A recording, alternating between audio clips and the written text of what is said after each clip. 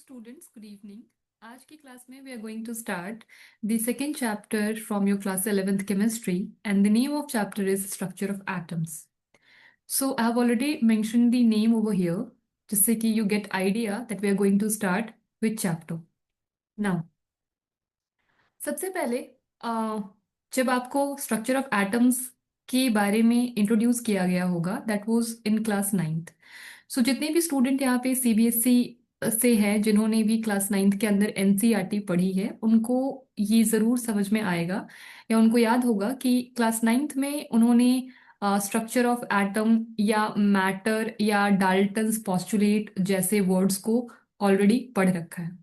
तो इससे पहले कि हम directly going to dive into the chapter, let's just refresh the concept. So structure of atom के बारे में डाल्टन का ये कहना था कि मैटर जो है जितनी भी आपके आसपास मैटर है ना, what is matter again. So matter is something which have mass and can occupy space. कहने का मतलब ये है कि हर वो चीज जो आपके सराउंडिंग में प्रेजेंट है जिसके अंदर स्पेस, जिसके अंदर मास है और जो स्पेस ऑक्यूपाई कर सकता है उसको हम मैटर बोलते हैं. इवन एयर वो भी एक मैटर है क्योंकि एयर को भी रखने के लिए हमें स्पेस तो चाहिए. Air can also occupy space, right. So जो भी चीज आप सोच पा रहे हो इस वक्त, it could be solid, it could be liquid, it could be gas, right. हर वो चीज जिसके अंदर मास है और जिसको रखने के लिए हमें स्पेस की जरूरत होती है उसको हम मैटर बोलते हैं. एंड डाल्टन ने कहा था कि जितने भी मैटर हैं हमारे सराउंडिंग में वो सब किसके बने हुए हैं, एटम के बने हुए हैं. लेकिन डाल्टन की बात थोड़ी आधी अधूरी थी. मतलब डाल्टन को ये नहीं पता था कि एटम जो है उसके अंदर इलेक्ट्रॉन, प्रोटॉन और न्यूट्रॉन जैसे सब एटॉमिक पार्टिकल्स भी हो सकते हैं, या एटम का एक प्रॉपर स्ट्रक्चर क्या है, एटम का वर्किंग प्रिंसिपल क्या है. ये सारी चीजें डाल्टन को नहीं पता थी. नाउ शुरुआत हमने वहां से की थी पढ़ने की, फिर बाद में उस चैप्टर में हमने जे थॉमसन के बारे में पढ़ा, हमने नील बोर के बारे में पढ़ा, हमने जेम्स चैडविक के बारे में पढ़ा. एंड वहां से फिर हमें ये समझ में आया कि एटम के अंदर भी कुछ पार्टिकल्स हैं जैसे कि इलेक्ट्रॉन, जैसे कि प्रोटॉन, जैसे कि न्यूट्रॉन, जिनको हम सब एटॉमिक पार्टिकल्स बोलते हैं. अब ये जो बातें मैं आपको बता रही हूँ ये ऑब्वियसली फैक्ट बेस्ड है. There there are several experiments that have confirmed that atom is composed of certain subatomic particles जिसको आप बोलते हो फंडामेंटल पार्टिकल्स, राइट. और ये फंडामेंटल पार्टिकल्स इलेक्ट्रॉन, प्रोटॉन और न्यूट्रॉन है. सो ये क्लास 11th का जो चैप्टर है ये हम उन्हीं एक्सपेरिमेंट्स के साथ स्टार्ट करने वाले हैं. आज से पहले आपको सिर्फ ये पता था कि एटम के अंदर कुछ फंडामेंटल पार्टिकल्स होते हैं. नाउ अब आपको ये भी समझ में आएगा कि इन फंडामेंटल पार्टिकल्स को हमने कैसे डिस्कवर किया, वो कौन से एक्सपेरिमेंट्स थे जिसके थ्रू हमने ये कंफर्म किया कि इलेक्ट्रॉन जैसा या प्रोटॉन जैसा या न्यूट्रॉन जैसी भी कोई चीज एटम के अंदर एग्जिस्ट कर सकती है. ओके. सो ये बात स्टार्ट होती है end of the 19th century में. ठीक है. There are several evidences which indicate that atom can be subdivided. क्योंकि डाल्टन ने स्टार्टिंग में आते ही ये वर्ड बोला था कि एटम इज इनडिविजिबल, राइट. हम एटम को फर्दर डिवाइड नहीं करते. But at the end of 19th century हमें ये पता चला with the help of few experiments कि atom can be subdivided and atom actually contain the fundamental particles. Okay. तो इसमें जो सबसे प्राइमरी एक फंडामेंटल पार्टिकल हमारे पास है उसको हम बोलते हैं इलेक्ट्रॉन. तो आज की क्लास में वहीं से स्टार्ट करने वाली हूं कि हमने इलेक्ट्रॉन की डिस्कवरी कैसे की. इलेक्ट्रॉन की डिस्कवरी काफी इंटरेस्टिंग भी है, आपको बहुत सारे इंटरेस्टिंग फैक्ट्स पता चलेंगे इसके बारे में. ठीक है. एंड इलेक्ट्रॉन की डिस्कवरी में सबसे इंपॉर्टेंट रोल अगर किसी चीज का था तो वो था कैथोड रे. ठीक है. So let's start our class. तो सबसे पहले आज हम पढ़ने वाले हैं डिस्कवरी ऑफ इलेक्ट्रॉन्स. एंड ये डिस्कवरी हमने की थी कैथोड रे की हेल्प से. अभी जो एक्सपेरिमेंट मैं आपसे डिस्कस करने जा रही हूँ, इस एक्सपेरिमेंट का दूसरा नाम है डिस्चार्ज ट्यूब एक्सपेरिमेंट। ओके। सो जैसा मैंने बताया कि 19th सेंचुरी के एंड में कुछ साइंटिस्ट थे जिन्होंने एक्चुअली इस डायरेक्शन में बहुत सारे एक्सपेरिमेंट्स कंडक्ट किए। उन्हीं में से कुछ नाम यहाँ मैं आपके साथ शेयर करने जा रही हूँ। Eight the end of 19th century, several scientists, example Crookes, it was year 1879, then Julius Plucker, the year 1889, and J. Thomson, year 1896. ठीक है। tried to pass the electricity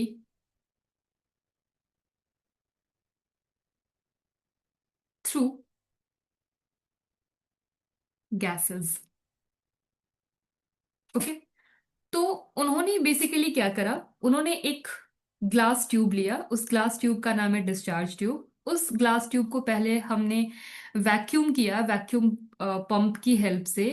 and उस डिस्चार्ज ट्यूब के अंदर उन्होंने गैस लिया, उस gas को हमने बहुत ही लो प्रेशर पे रखा एंड हाई वोल्टेज अप्लाई करी उस गैस के अक्रॉस।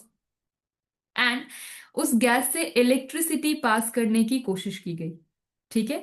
जब उस गैस से इलेक्ट्रिसिटी पास हो रही थी उस दौरान जो कैथोड है, ठीक है, अ मेटल जिसको हमने एज अ कैथोड यूज किया था, and then on the other side there was a different sorry there was another metal, या आप बोल सकते हो कि अनदर पीस ऑफ मेटल जिसको एनोड की तरह यूज किया गया था। तो जब ये एक्सपेरिमेंट हो रहा था, मतलब जब हमारे पास डिस्चार्ज ट्यूब के अंदर एक गैस थी, उस गैस को हमने हाई वोल्टेज और लो प्रेशर पे रखा एंड उस गैस के थ्रू हमने इलेक्ट्रिसिटी पास करने की कोशिश की, तो हमने देखा कि कैथोड से कुछ इनविजिबल रेज निकल के एनोड की तरफ जा रहे हैं, एंड जो डिस्चार्ज ट्यूब का अदर एंड है, इट स्टार्टेड ग्लोइंग। एक फेंट सा ग्रीनिश आप बोल सकते हो फ्लोरेसेंस ग्लो वॉज देयर। ठीक है। सो ये चीजें जो मैं आपको बोल रही हूँ, ये भी मैं आपको ड्रॉ करके दिखाने की भी कोशिश करती हूँ, जिसकी हेल्प से आपको थोड़ा बेटर समझ में आएगा। So this is a discharge tube. Discharge tube कुछ और नहीं होता बल्कि एक ग्लास कंटेनर होता है, ऐसा सिलिंड्रिकल शेप होता है उसका। ये बेसिकली वैक्यूम पंप है। इस पंप को यूज करके इस ट्यूब के अंदर से जो भी एक्सेस एयर या जो भी पार्टिकल थे वो सब कुछ रिमूव किए गए, and then there is a nozzle, right. अभी यहाँ पे दो प्लेट्स यूज किया, एक को कैथोड की तरह, दूसरे को एनोड की तरह। सो ऑब्वियसली कैथोड नेगेटिव है एंड एनोड जो है वो पॉजिटिव चार्ज है। और इनको हमने हाई वोल्टेज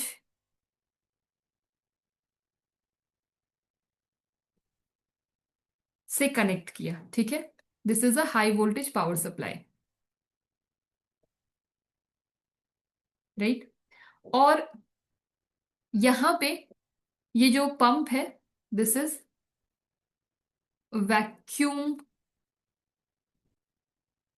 पंप, राइट। इस वैक्यूम इस वैक्यूम पंप से जो भी एक्सेस एयर या जो कुछ भी यहाँ पे इस ट्यूब में पहले से मौजूद था उन सबको बाहर निकाला गया। नाउ इसके अंदर जो गैस थी, उस गैस पे हमने लो प्रेशर अप्लाई किया, लो प्रेशर का मतलब है अराउंड 10⁻⁻² से 10⁻⁻³ ओके। एंड हमने ये ऑब्जर्व किया कि यहां से कुछ रेज इस तरीके से निकल के एनोड की तरफ जा रहे हैं। और लास्ट में हमने ये भी देखा कि ये जो एनोड के साइड वाला जो ग्लास कंटेनर है ये ग्लो करना स्टार्ट हुआ। ठीक है, this is basically glowing glass wall, right. इस एक्सपेरिमेंट को हम बोलते हैं कैथोड रे एक्सपेरिमेंट, या कहीं कहीं पे डिस्चार्ज ट्यूब एक्सपेरिमेंट भी बोलते हैं, राइट। सो बेसिकली यहाँ पे हुआ क्या कि जब उन्होंने गैस से इलेक्ट्रिसिटी पास करने की कोशिश की, गैस को लो प्रेशर पे रखा, हाई वोल्टेज के अक्रॉस रखा, तो उन्होंने देखा कि गैस से इलेक्ट्रिसिटी पास हो रही है और जो अदर साइड है ट्यूब का वो ग्लो करना स्टार्ट कर चुका है। और क्योंकि कुछ रेज कैथोड से निकल के एनोड की तरफ जा रहे थे, इसीलिए इन रेज का नाम क्या रखा? Cathode ray. ओके, इस रेज का नाम रखा cathode ray, right. So let's just right the experiment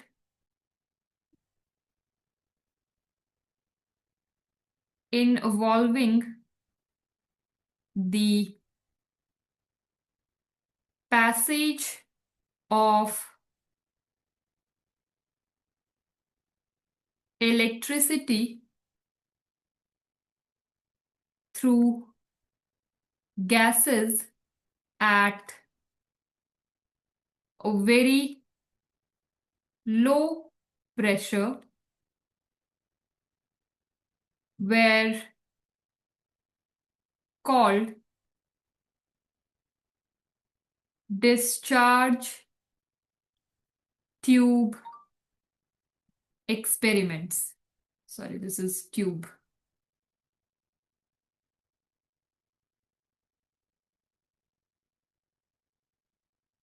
ठीक है, these experiment showed the emission of certain invisible rays from cathode, right? And these rays produced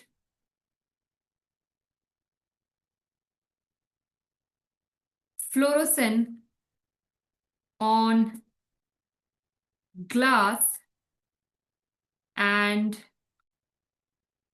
affected the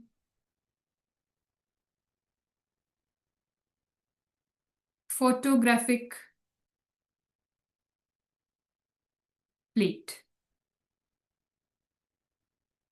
These rays were named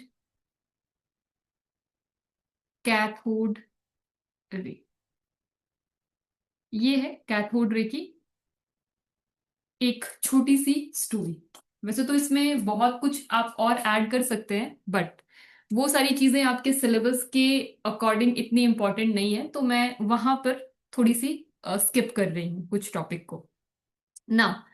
ये जो cathode मतलब जब जे J Thomson ने ये experiment किया तो उन्होंने इस एक्सपेरिमेंट को बस यहीं तक नहीं रखा, उन्होंने इस कैथोड रे की प्रॉपर्टीज को भी स्टडी करा।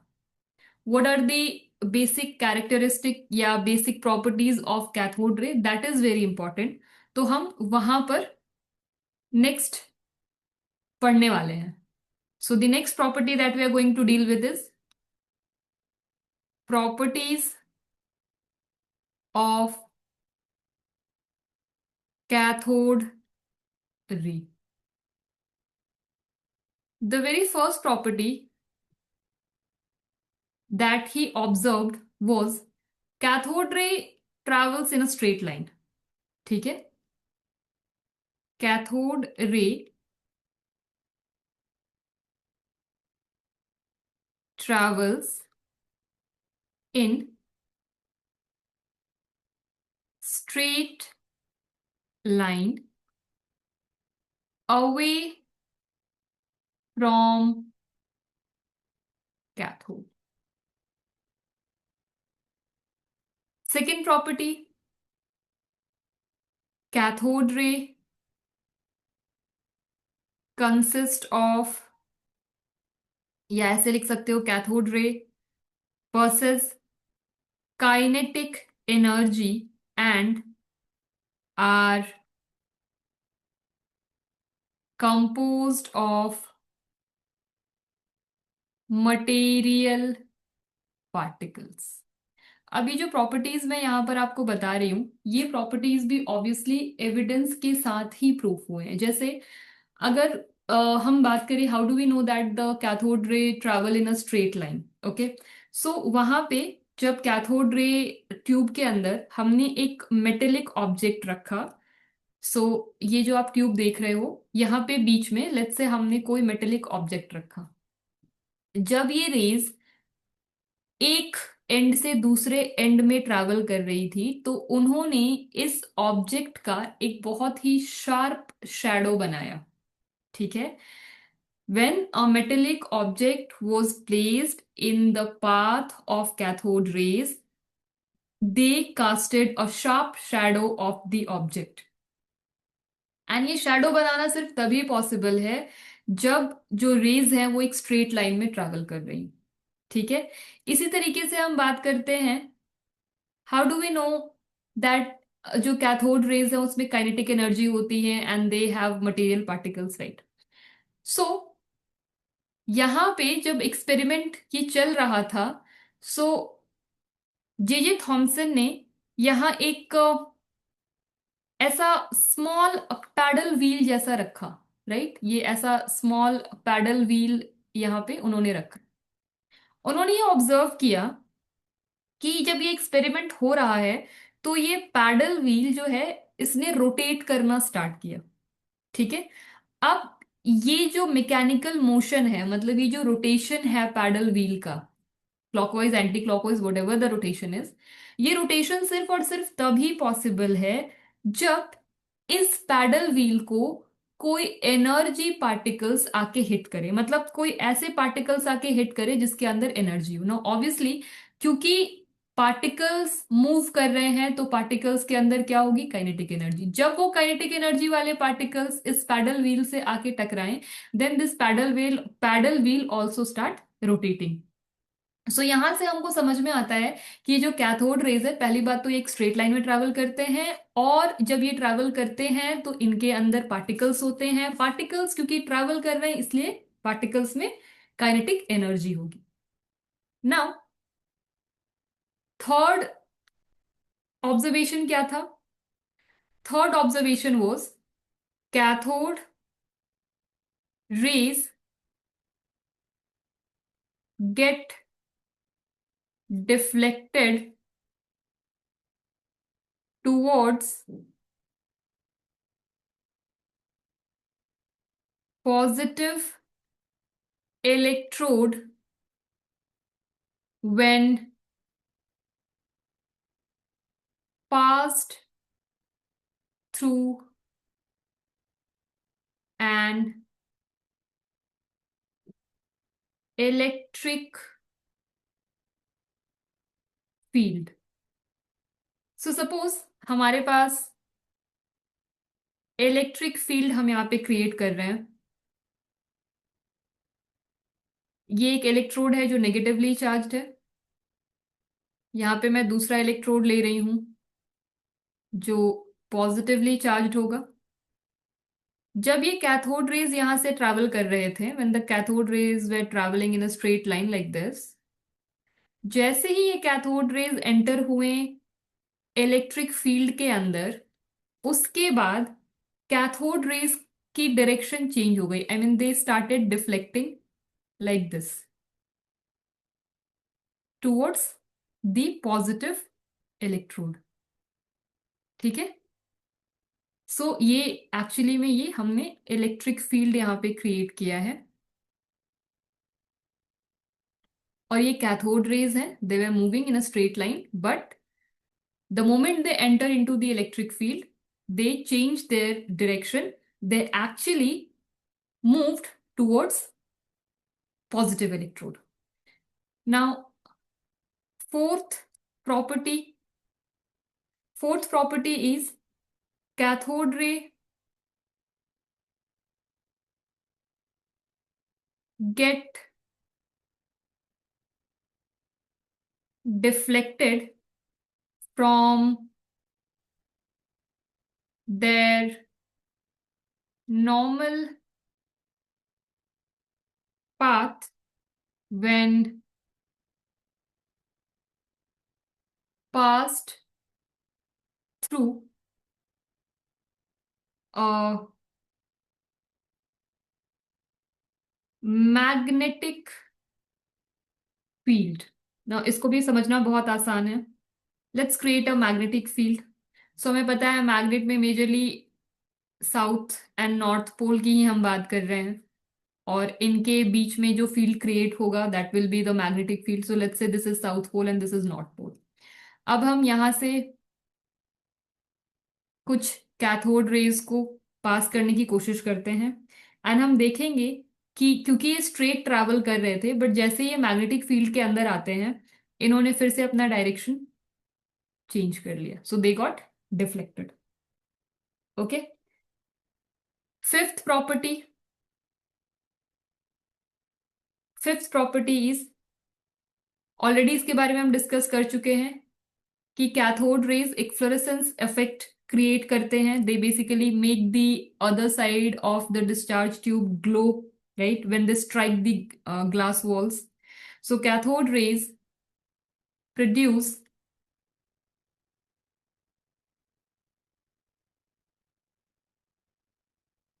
फ्लोरेसेंस, जिसको आप नॉर्मली ग्लो भी बोल सकते हो, when they strike the glass wall of the discharge tube. Number 6 we have, ये जो कैथोड रेज हैं, ये गैसेस का आयोनाइजेशन करा देते हैं. मतलब जो गैसेस डिस्चार्ज ट्यूब के अंदर हमने ले रखी है, ये गैसेस को आयंस में कन्वर्ट कर देते हैं. ठीक है. सो कैथोड रेज प्रोड्यूस आयोनाइजेशन इन गैसेस. ओके. नंबर 7, अगर इन कैथोड रेज को आप हेवी मेटल्स के ऊपर स्ट्राइक करो तो ये एक्सरे प्रोड्यूस करते हैं. ठीक है. Cathode rays produce X-rays when they strike heavy metals. For example, अगर ये कॉपर या सिल्वर या टंगस्टन जैसे मेटल के साथ अगर ये स्ट्राइक करेंगे, so they always produce what, X rays, right.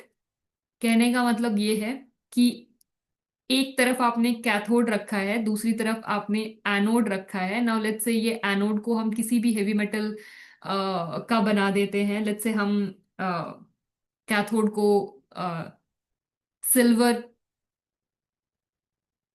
Metal से बनाते हैं.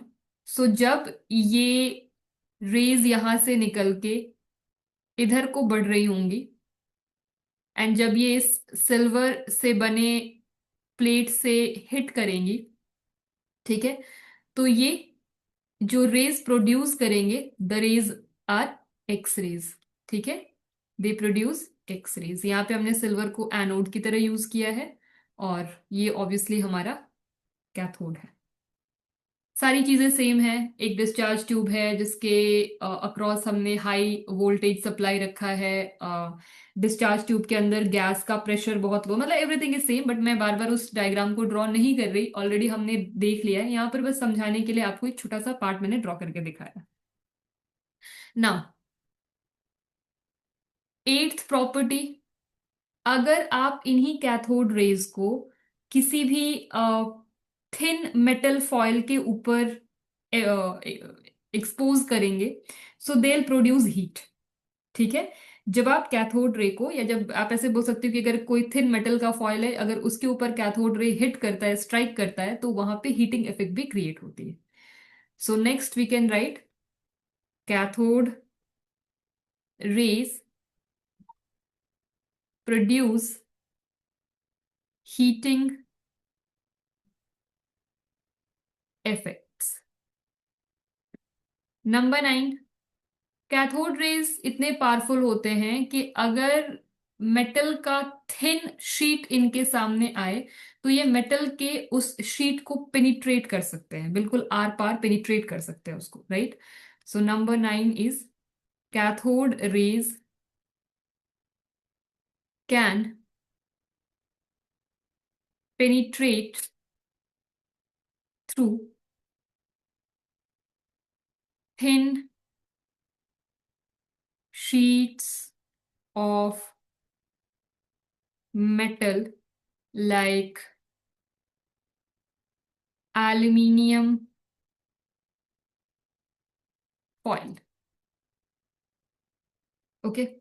And number 10th, जो चार्ज बाय मास रेशियो है, जिसको हम ई बाई एम रेशियो बोलते हैं, जो कैथोड रेज निकल रहे हैं उसमें जो पार्टिकल्स हैं उसका, उन पार्टिकल्स का ई बाई एम रेशियो, ठीक है, ये गैस के ऊपर डिपेंड नहीं करता और ना ही ये कैथोड के ऊपर डिपेंड करता है। ठीक है, अगेन आई एम सेइंग, हम इस कैथोड के अंदर, इस कैथोड के अंदर हमने, हमें पता है कि देर आर पार्टिकल्स, राइट। अब जब इन पार्टिकल्स का e by m ratio, e मतलब e is charge and m is mass, जब हम e by m ratio calculate करेंगे तो ई बाई एम रेशियो ना ही नेचर ऑफ गैस के ऊपर, सॉरी, ना ही ये डिपेंड करता है कैथोड के ऊपर और ना ही डिपेंड करता है कि आपने कौन सा गैस लिया है। The e by m value of the particle from the cathode rays always remains same। ठीक है, no matter what kind of gas is used in the discharge tube or what kind of cathode is used in the discharge tube, E by M ratio को फर्क नहीं पड़ता nature of gas और cathode से। ठीक है, so we can write the charge to mass ratio, that is E by M, for the particles of cathode rays does not depend upon the nature of the gas taken in the discharge tube and the nature of cathode। ठीक है, so these are the 10 basic properties of cathode ray जो कि J Thomson ने study किया था। Now एक और interesting बात बताती हूँ। जे थॉमसन ने जब पहली बार ई बाई एम रेशियो निकालना चाहा तो जो ई बाई एम रेशियो था according to J Thomson, it came around 1.759 into 10 to the power 8 coulomb per gram. Okay, this is the value of E by M ratio. किसका E by M ratio? The particles of cathode ray. अभी हमने second property में पढ़ा ना कि cathode ray consist particles and the particles are having kinetic energy. So उन्हीं particles की बात हो रही है. उनका जब E by M ratio हमने चेक किया, so it came around 1.759 into 10 to the power 8 gram per, sorry, 8 coulomb per gram. Okay, and one more important thing, ये जो टर्म है ना electron, this name was actually given by a Dutch physicist जिनका नाम था H.A. Lawrence. ठीक है, ये जो इलेक्ट्रॉन वर्ड आज के टाइम में हम पढ़ते हैं, इस इलेक्ट्रॉन शब्द को पहली बार इंट्रोड्यूस किया था, या जो इलेक्ट्रॉन का मतलब नाम हमने रखा है, इस पार्टिकल का नाम हमने रखा है, it was actually by a Dutch physicist that is H.A. Lorentz. ना ऑब्वियसली ये कोई बहुत एग्जाम में आने वाला क्वेश्चन नहीं है, बट हाँ, it is a fun fact, so you must know. So मैं यहाँ पे इसको भी लिख देती हूँ, अगर आपको अच्छा लगे, so you people can also right it in your notebook. Dutch physicist H.A. Lawrence named the named these particles as electron. Okay, now अब हम बात करते हैं, हम सबको पता है इलेक्ट्रॉन अपने ऊपर चार्ज कैरी करता है. Electron carry a negative charge. So let's talk about the charge. Electron के ऊपर चार्ज कितना होता है? Charge on an electron. Electron के ऊपर सबसे पहले 1990 में R.A. मिलिकन,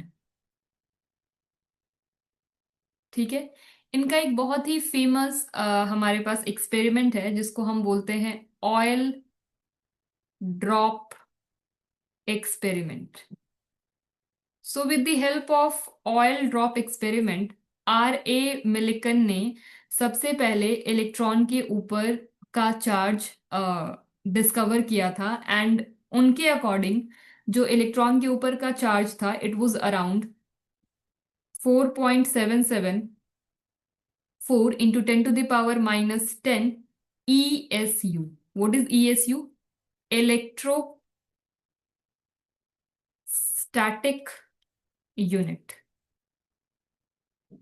राइट, इसी को अगर आप कुलम में लिखना चाहो, ये जो वैल्यू है, अगर आप इसको कुलम में कन्वर्ट करके लिखोगे, ठीक है, तो ये जो वैल्यू है, अच्छा, आज के टाइम में जो प्रेजेंटली एक्सेप्टेड वैल्यू है ESU का, ठीक है, मतलब जो प्रेजेंट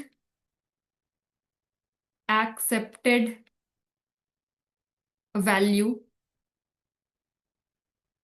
इसको हम इतना ज्यादा यूज नहीं करते, सो ये इतना इंपॉर्टेंट नहीं है, लेकिन फिर भी हमें पता होना चाहिए. So it is around 4.803 into 10 to the power minus 10 ESU. And अगर इसी वैल्यू को मैं कन्वर्ट कर दूं कुलम में, तो हम इसको लिख सकते हैं 1.6022 into 10 to the power minus 19 coulomb.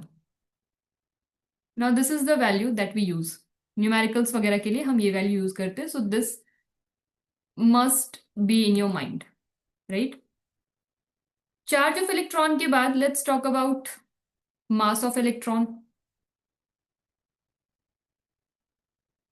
Mass of the electron. Now mass of electron को डिटरमाइन करने के लिए अगेन हमने E बाई एम रेशियो का यूज किया. सो अभी अभी हमने आपको बताया दैट E बाई एम की वैल्यू जे थॉमसन ने जब कैलकुलेट की थी, जे थॉमसन का जो एक्सपेरिमेंट था, उससे E बाई एम की वैल्यू कितनी थी? 1.759 into 10 to the power 8 gram, sorry, coulomb per gram. यहाँ पे E की वैल्यू ऑलरेडी हमें पता है, विच इज 1.6022 इंटू 10⁻⁻19। ये हमें कहाँ से पता है? मिलिकन के एक्सपेरिमेंट से। सो नाउ बहुत इजी हो गया हमारे लिए कैलकुलेट करना। So we can write m is equal to, यानी mass is equals to E by m, right?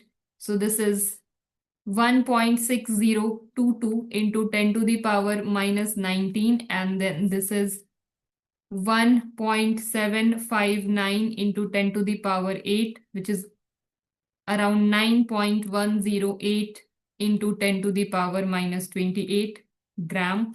अगर इसी चीज को हम केजी में कन्वर्ट कर लें, so it will be 9.108 into 10⁻⁻31 KG. So mass of electron अगर ग्राम में पूछा जाए then this is the value, अगर केजी में हमें करना हो this is the value. Again mass of electron भी हमें पता होना चाहिए, which is very very very important. इसको भी हम न्यूमेरिकल्स के लिए काफी ज्यादा यूज करते हैं।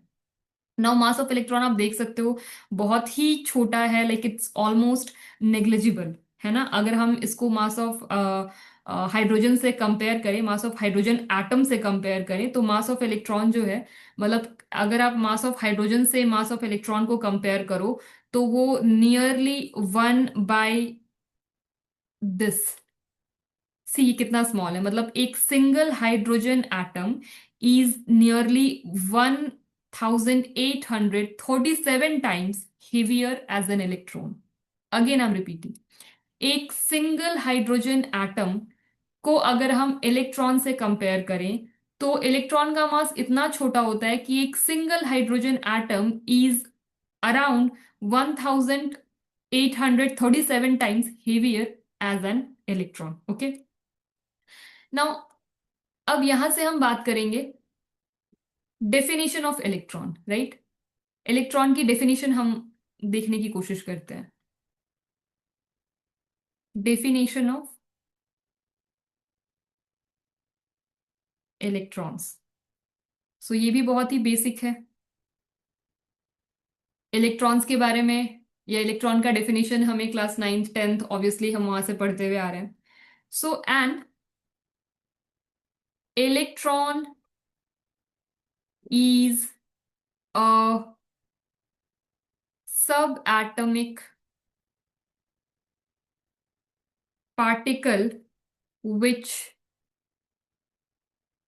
bears one unit negative charge, that is 1.6022 into 10⁻⁻19 coulomb, and has a mass of 9.108 into 10⁻⁻28 gram, that is 1/1837 of the hydrogen atom. So this is the simple definition of electron that you can write, right? सो आज के class में हमने electron और electron से related कुछ important and interesting facts को देखा। I hope आपको ये क्लास अच्छी लगी हो। नेक्स्ट क्लास में हम कुछ नए नेक्स्ट इंटरेस्टिंग टॉपिक के साथ आपसे मिलेंगे। तब तक take care of yourself, keep studying and we'll yeah so we'll see you in the next class. तब तक के लिए अगर आपके कुछ डाउट्स हो just let me know. Thank you all of you.